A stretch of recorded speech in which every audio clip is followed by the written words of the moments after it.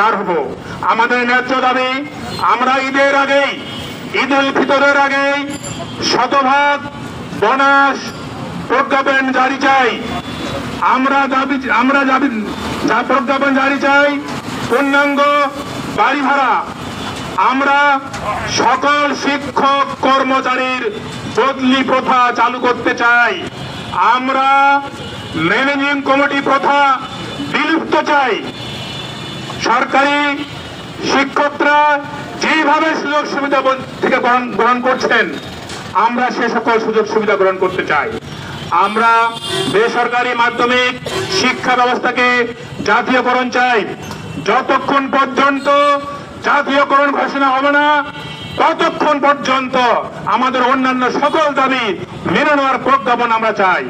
বন্ধুগণ, আমাদের শিক্ষকের চাকরির বয়স ভার্সিটি শিক্ষকদের মতো 65 বছর আমরা চাই। আমরা বাংলাদেশের সকল শিক্ষক কর্মচারী একই সাথে বদলি প্রজ্ঞাপন জারি চাই। আমরা কি চাই? আমরা ঈদ উল ফিতরের আগে পূর্ণাঙ্গ উৎসব ভাতার প্রজ্ঞাপন জারি চাই। যদি ঈদ উল ফিতরের আগে পূর্ণাঙ্গ উৎসব ভাতা জারি করা না হয়, তাহলে ঈদের পরেই বাংলাদেশ শিক্ষক সমিতি কেন্দ্রীয় কর্তৃক নির্দেশনা মোতাবেক যে কঠোর কর্মসূচি ঘোষণা আসছে, সেই কঠোর কর্মসূচিতে আমরা আর বাড়িতে ফিরব না।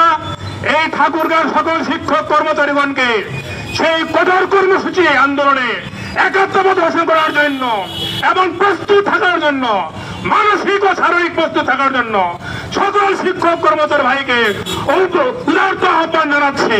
আমরা পর্যায়ক্রমে প্রত্যেক স্কুল থেকে শিক্ষক কর্মচারী খন্ড খন্ড করে আমরা ঢাকা রাজপথে আমরা আমাদের দাবি আন্দোলন করে ছাড়বো, তবেই আমরা ঘরে ফিরবো। এই প্রত্যাশা রেখে ঠাকুরগাঁ জেলার সকল শিক্ষক কর্মচারীগণকে এবং ইলেকট্রনিক মিডিয়াকে, সাংবাদিক ভাইকে, দূর দূরান্ত রানীশঙ্কর, হরিপুর, পীরগঞ্জ, বালিয়াডাঙ্গি সহ সকল গ্রামগঞ্জের শিক্ষক কর্মচারী এই পবিত্র রমজান মাসে যারা অংশগ্রহণ করেছেন, সকলকে অভিনন্দন জানিয়ে আমি আমার সংক্ষিপ্তদের মাধ্যমে, অথচ এই বেসরকারি শিক্ষকরাই হচ্ছে সবচেয়ে বৈষম্যের শিকার। ইতিমধ্যে আপনারা জেনেছেন আমরা বাড়ি ভাড়া পাই মাত্র 1000 টাকা। উৎসব ভাতা যেটি আমাদের সন্তানদের কাছে আমরা প্রকাশ করতে পারি না, বলতে পারি না, কারণ এটি আমাদের জন্য অত্যন্ত লজ্জাজনক যে আমাদের সন্তানরা যখন জানে যে আমার পিতা উৎসব ভাতা পায় 25%, অর্থাৎ 25%, এটি আমরা লজ্জায় অনেকেই আমার সন্তানদের কাছে বলি না। আমরা 2 মাস ধরে আমাদের শিক্ষকরা ইএফটির নামে আজকে যে বঞ্চনার শিকার হয়েছে, শিক্ষকরা এই রমজান মাসে বেতন পায় না 2 মাস ধরে, এটি কার কাছে আমরা প্রকাশ করব? এটি এইরকম দুঃখ রাখার আমাদের জায়গা নেই। শিক্ষকরা কারো কাছে বলতে পারে না। আজকে শিক্ষকদেরকে 2 মাসে বাকি খাওয়ার কারণে দোকানদাররা বাকি নিতে চায় না, কারণ কখন আমরা বেতন পাবো, কখন আমরা দোকানদারদের কাছে আমাদের বকেয়া পরিশোধ করবো, সামনে ঈদ আসতেছে, আমরা টাকা দিতে পারবো কিনা, ঈদের বোনাস পাবো কিনা, সেটি এখনো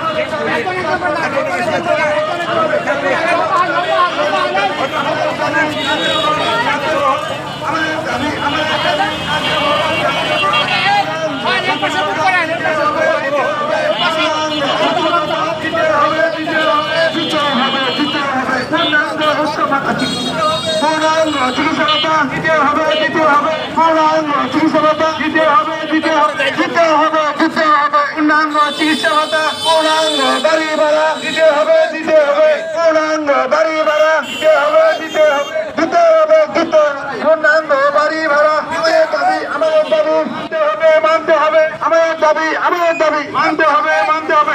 জাতীয়করণ পক্ষ থেকে সারা বাংলাদেশে আজকে প্রত্যেক জেলায় জেলায় শিক্ষা ব্যবস্থার মধ্যে যে বৈষম্য রয়েছে, এই বৈষম্য দূরীকরণ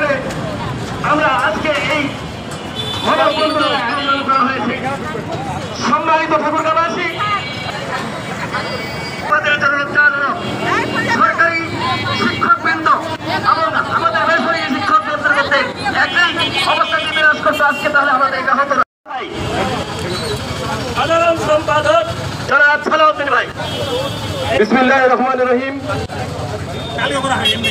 বাংলাদেশ শিক্ষক সমিতি বিটিএর পক্ষ থেকে আজকে যে মানববন্ধনের জন্য আমরা আয়োজন করেছি, আজকের এই আয়োজনের যে আমাদের যে মূল উদ্দেশ্য, একই জায়গায় থেকে, একই কারিকুলামে থেকে, একই পাঠ্যক্রমে থেকে আমরা বেসরকারি মাধ্যমিক বিদ্যালয়ে যারা শিক্ষকরা আছি, আমরা সব ধরনের বঞ্চিতের মধ্যে পড়ে আছি। আমাদের ন্যায্য দাবি, আমাদের একই সিলেবাসে থেকে, একই কারিকুলামে থেকে, একই বাংলাদেশে থেকে কি করে দুই ধরনের এখানে মূল্যায়ন করা হয়, সরকারি এবং বেসরকারি দুভাবে করে কিভাবে মূল্যায়ন করা হয়। আমাদেরকে যে ভাতাটা দেওয়া হয়ে আছে সামান্য, এবং আমাদের উচ্চ ভাতা, আমাদের পূর্ণাঙ্গ বাড়ি ভাড়া এবং অন্যান্য যে সুযোগ সুবিধাগুলো, এগুলো থেকে আমরা সম্পূর্ণভাবে বিচ্ছিন্ন আছি। এর আগে আমরা বিগত সরকার আমলে 2023 সালে দীর্ঘ 24-25 দিন আমরা আন্দোলন করেছি। আমাদের বাংলাদেশ শিক্ষক সমিতি বিটিআর পক্ষ থেকে আন্দোলন ছিল। তৎকালীন সরকার আমাদের সঙ্গে ভেলকিবাজি করেছে, দুটো কমিটি করেছে, কিন্তু দুঃখের বিষয় কোনো বাস্তবায়ন করেনি। আমরা সবসময়ের জন্য অবহেলিত, আমরা সবসময়ের জন্য বঞ্চিত। আমরা এখান থেকে উত্তরণ চাই। আমরা সমাজের, আমরা জাতির কারিগর। আমাদেরকে সবাই বলে যে আপনারা শিক্ষক। আমরা কত হতভাগা জাতি যে আমরা শিক্ষক হিসাবে আজকে দাঁড়িয়ে আমাদের ন্যায় অধিকারের জন্য আমাত্রীয়করণ এবং শতভাগ বাড়ি ভাড়া অন্যান্য সুযোগ সুবিধা প্রত্যাশা করে আজকের এই আন্দোলনে যারা বিভিন্ন উপজেলা জেলা থেকে আপনারা অংশগ্রহণ করছেন, আপনাদের সকলের সুস্বাস্থ্য এবং দীর্ঘায়ু। ঠাকুরগাঁও বীরগঞ্জ উপজেলার সাধারণ সম্পাদক জনাব মনসুর রহমান। বিসমিল্লাহির রহমানির রহিম। বাংলাদেশ শিক্ষক সমিতি বিটিএ এদেরকে আশ্বস্ত করেছিলেন, কিন্তু অত্যন্ত দুঃখের বিষয়, আশ্চর্য তো দূরের কথা, আমাদেরকে অন্যভাবে বাঁকা চোখে দেখে তারা বিদায় নিলেন। আবারও অন্তর্বর্তী সরকারের সময়ে আমাদেরকে বিভিন্নভাবে আশ্বস্ত করেছিলেন। অবসরপ্রাপ্ত শিক্ষক এবং আমাদের প্রধান উপদেষ্টা শিক্ষক, আমাদের আইন উপদেষ্টা শিক্ষক, এখানে বিজ্ঞ শিক্ষকরা রয়েছেন এবং যিনি উপদেশ বিদায় নিলেন। আমরা এটা কিসের আলামত দেখতে পাচ্ছি? আমাদেরকে শুধু ছোট বাচ্চাকে বুঝিয়ে দিচ্ছেন, এই বোঝাটাই বোঝা। আমরা বাংলাদেশ শিক্ষক সমিতি সারা বাংলাদেশ ব্যাপী যেভাবে আমাদের দাবি তুলে ধরা হচ্ছে, দাবি মেনে নেওয়ার জন্য আমরা আজকে স্মারকলিপি দেব। আমাদের শতভাগ উচ্চ ভাতা, বৈষম্য দূরীকরণ ছাড়া জাতীয়করণ, এক কথায় জাতীয়করণ করতেই হবে।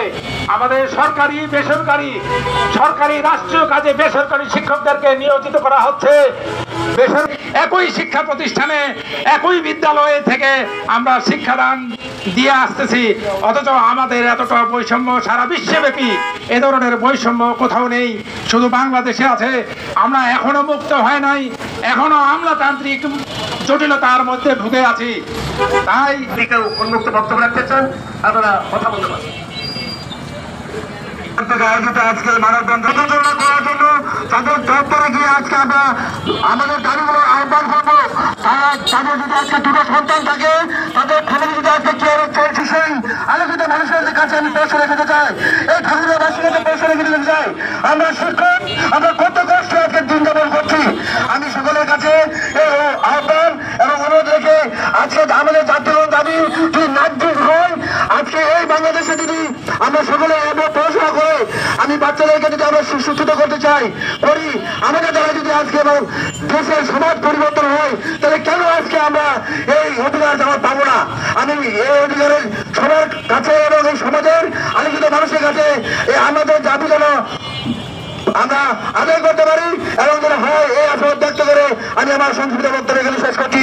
সকল প্রধান উপদেষ্টা ডক্টর ইউনূস স্যারকে বিনয়ের সাথে ঠাকুরগাঁও থেকে জানাতে চাই যে একজন শিক্ষক 1000 টাকা বাড়ি ভাড়া দিয়ে একজন রিক্সাওয়ালা ঠাকুরগাঁয়ে বাসা ভাড়া পায় না। এটা কখনো একজন শিক্ষকের জন্য কাম্য নয়। আমরা আছি যতক্ষণ পর্যন্ত আমাদের এই দাবি দাবা আমাদের পূরণ না হবে ততক্ষণ পর্যন্ত আমরা এই রাজপথে থাকবো।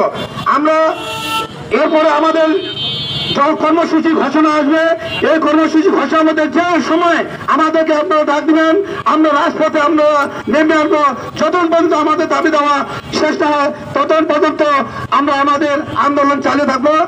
এরপর আমি আমার আপনারা জানেন আমাদের মাত্র 25% উচ্চ ভাতা দেওয়া হয়। এই উচ্চ ভাতা দিয়ে আমাদের কিছুই হয় না, আরো এটা প্রহসন ছাড়া আর কিছুই নাই। আরো জানেন আপনারা আমরা মাত্র 1000 টাকা বাড়ি ভাড়া পাই। এই বাড়ি ভাড়া আমাদের প্রত্যন্ত গ্রামে কোনো একটা খুপড়িতেও থাকা যাবে না।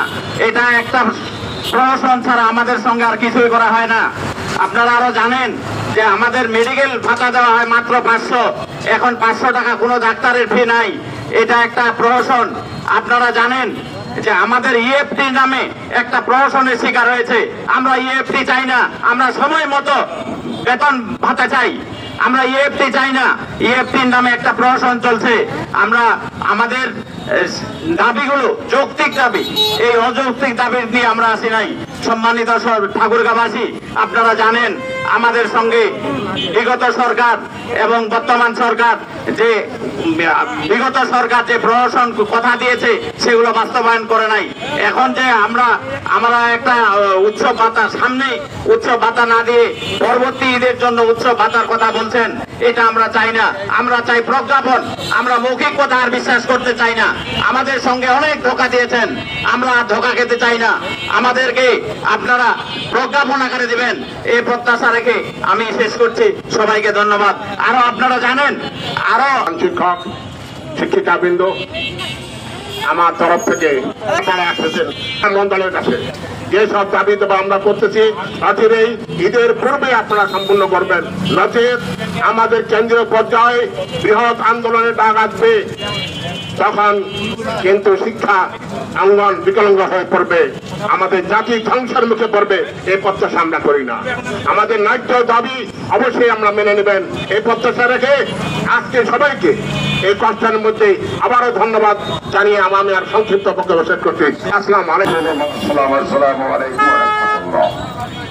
বন্ধুগণ, আমরা জেনে এসেছি, আমি যখন 91-এ শিক্ষক হিসেবে দেখলাম তখনই আমার শিক্ষক হয় নাই শুধু বৈষম্য বৈষম্য বৈষম্য। আমি বলতে চাই আমরা যেখানেই যাই সেখানে বলবো শিক্ষা নাকি জাতির মেরুদণ্ড। যদি তাই হয়ে যায় আমার এই যে বৈষম্য বিরোধী আন্দোলনে যারা নেতৃত্ব দিয়েছিল আমাদের ছাত্র সমাজ এবং যারা আজকে বৈষম্য বিরোধী ছাত্র আন্দোলনের ফসল হিসেবে মসনদে বসেছে, তারাও তো আমাদের মধ্যে শিক্ষকদের কাছ থেকে তারা এই মসনদে বসেছে। তাদের কাছে আমার মিনতি, তাদের কাছে আমাদের আকুতি, তারা যেন আমাদের শিক্ষকদের বৈষম্য দূরীকরণ করে অতি সত্য এই যে আমাদের ঈদের ভিতরের বোনাসটা 100% হয় এবং পাশাপাশি যতগুলো বৈষম্যের শিকার হচ্ছে আমাদের হরদবরল অবস্থা আমাদের শিক্ষা ব্যবস্থায়, যেমনি ভাবে একজন প্রধান শিক্ষক থেকে সহকারী প্রধান শিক্ষক, তারপরে গেছে সহকারী শিক্ষক। কিন্তু দেখেন সহকারী প্রধান শিক্ষক আর সহকারী শিক্ষক তাদের বেতন কোড বেতন স্কেল তাদের সমান কেন ভাই? আমরাই বলি তাদের মেরুদণ্ড। আমাদের কাছেই যদি এই বৈষম্য হয়ে থাকে অন্যান্য সেক্টরে কি হচ্ছে জানি না। আমি বিনীতভাবে জানাতে চাই, যখন আপনার বাচ্চা অসুস্থ ডাক্তারের কাছে নিয়ে যান 600 টাকা ভিজিট দিতে হয়, সেখানে আপনার চিন্তা করে দেখেন যে একজন শিক্ষকের কি জীবন যাপন করতেছে। আমি ঠাকুরগাঁওবাসীর বিনীতভাবে জানাতে চাই, আমরা ঠাকুরগাঁয়ের বিশাল একটি অংশকে আমরা শিক্ষাদানের কাজ পরিচালনা করতেছি। আমাদের শিক্ষাকে জাতীয়করণ করতে হবে। আমাদের এই শিক্ষকদের ন্যায্য অধিকার ফিরিয়ে দিতে হবে, প্রতিষ্ঠা করতে হবে। সকলকে ধন্যবাদ।